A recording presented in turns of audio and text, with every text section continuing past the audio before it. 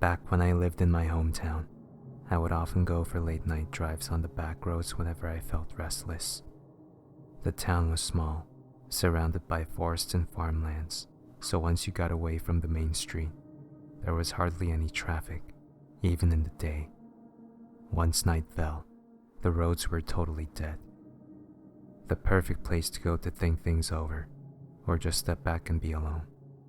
I used to turn the radio on low, scroll through the local channels, or just let my thoughts mull in my head to the background of the engine humming.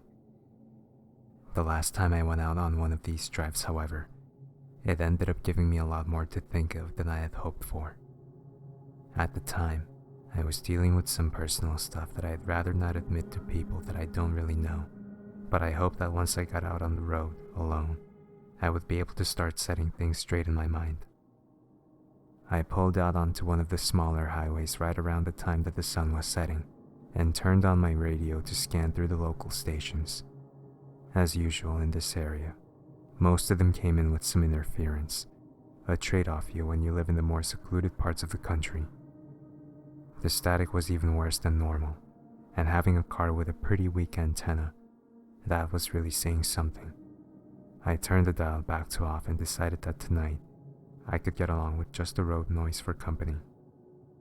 It was a nice night, and I had left earlier than I typically did, so I ended up straying pretty far away from my customary back roads and ended up in an area I wasn't familiar with.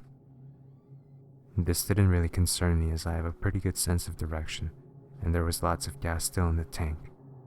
I turned the radio back on in order to see if there were some better stations around these parts.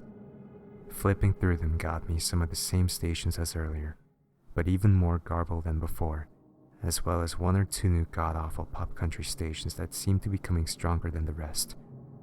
I kept scrolling through white noise until I came upon a pretty clear signal that sounded like a DJ talking in between tracks.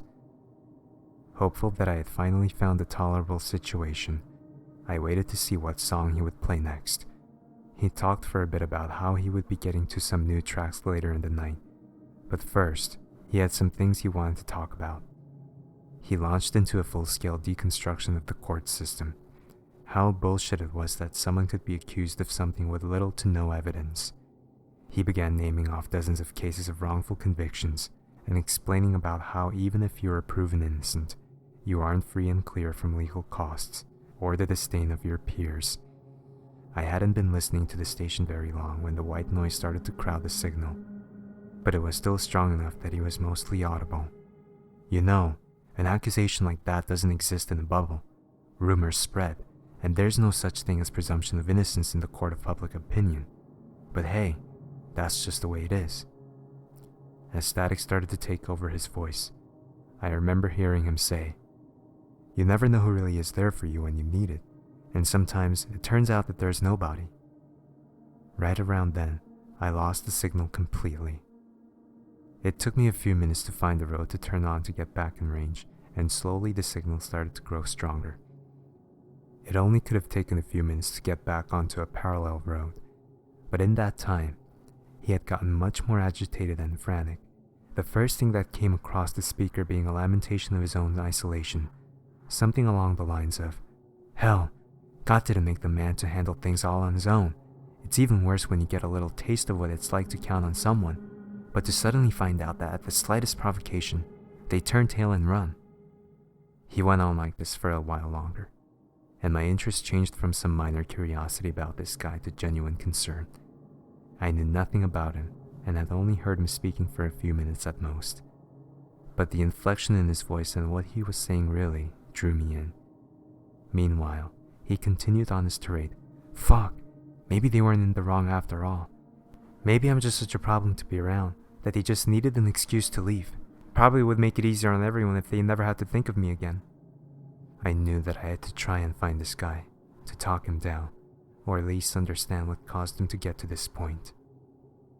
Based on how quickly I lost and regained the signal, I figured that the broadcast had a pretty limited range, and it soon dawned on me that it must be the forest to my right, as I had been driving past the block when I first got within range, and had turned back onto when I picked him up again. At the time, I assumed that the broadcast must be one of those smaller pirate radio stations, and that he was working out of the plot of land I was driving past at that very instant. I figured there must be a driveway somewhere for him to have gotten the radio outfit into the woods which made up the plot to the right of me, and I hadn't remembered passing by any obvious ones while on the other two roads, so I kept my eyes peeled for one on this side road. Meanwhile, the situation had gotten disturbingly silent, with the once animated host not uttering a word. This worried me even more when he had been frantic. Unsure of what this really meant, I started to speed up, now going well above the speed limit, desperately searching for a turnoff or opening where I could enter the dense forest. The static picked up again as I got further down the road, and as much as I hated losing his broadcast, I had no choice but to keep driving until I saw a turnoff. I nearly drove past it before I slammed on my brakes and made a hard right turn onto an overgrown, potholed, dirt road that led right into the heart of the woods. Soon after I got on the road, the signal came back. He was much more quiet and reserved now, and very far away from the microphone. He was nearly inaudible until I cranked the volume as high as I could. "So I hope you enjoyed this last broadcast from the Red Cabin Station, because I really fucking didn't. I'm sure it wasn't what you expected, but hey, that's life, ain't it?" In the background, I could hear something being moved around, like a desk or chair being dragged across the floor. The last thing he said was, "Who am I kidding? It's not like anyone is really listening anyway." I heard a clattering, something big and heavy falling over, and the signal went silent, not into static but completely silent. It took a few very long minutes to reach the end of the dirt road after things went quiet. It opened into a kind of semicircling with lots of brush and some short, stunted saplings. I could see nothing but woods surrounding me, with the exception of the occasional pair of headlights driving on the highway in the distance. There were no lights shining from a cabin's windows, and no shadows in the woods that could even look like the outline of a building. I got out of my car to get a better look. Standing in the glow of my headlights, I circled the clearing. As I got to the far left of the clearing, I got a better look at one of the shadows I thought was just another tree, and as I closed in on it, I saw that it was the stump of a small radio tower, the type that old TV antennas would be mounted on. I could see now that it was badly rusted, with some pits so deep in the frame that they ran all the way through. Despite the condition of it, I couldn't help but feel vindicated that this could certainly have been where the signal could have originated. Spurred on by this, I ran across the clearing, looking for anything that could bolster this discovery. About halfway across, however, I tripped and fell flat on my face. When I looked back to see what had sent me sprawling, I could clearly see a fragment of concrete sticking out of the ground. I rose to my feet, and looking around, I saw the outline of a concrete foundation for a small building, or cabin. I searched the entire woodlot that night, desperate to find the broadcast station of the tiny radio channel, and discover the fate of this strange narrator. In the end, there was only the foundation and a crooked antenna tower, and I had no choice but to get back in my car and take the long drive home.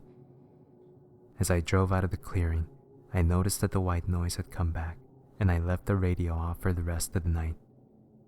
For a short time after, I asked around the area if there were any pirate radio stations out on the sticks, or if anyone knew of the broadcast. None of my friends had heard of any local independent broadcasters, certainly none by the name of Red Cabin Station. Undeterred, I asked my parents and their friends. A few remembered turning into illegal stations in their youth, and told me of the weird unlicensed music they had presented by nearly deranged DJs, and how interesting it was to them at the time, but none had heard of the one I encountered, and most even seemed to be utterly bemused by the idea that there would be any around in modern times. The only time I got anything remotely close to closure in my experience was talking to the elderly clerk at the county gas station. He didn't know anything about the Red Cabin per se, but he expressed a great interest in my story. Once he heard the whole thing through, he relayed to me some folk knowledge. Radio waves didn't just fade once the broadcast finished. The energy from those transmissions would bounce around space. The more energy in the broadcast, the longer it would stick, just like an echo. These days, I don't listen to the radio often, The last thing I want to do is find another echo like that.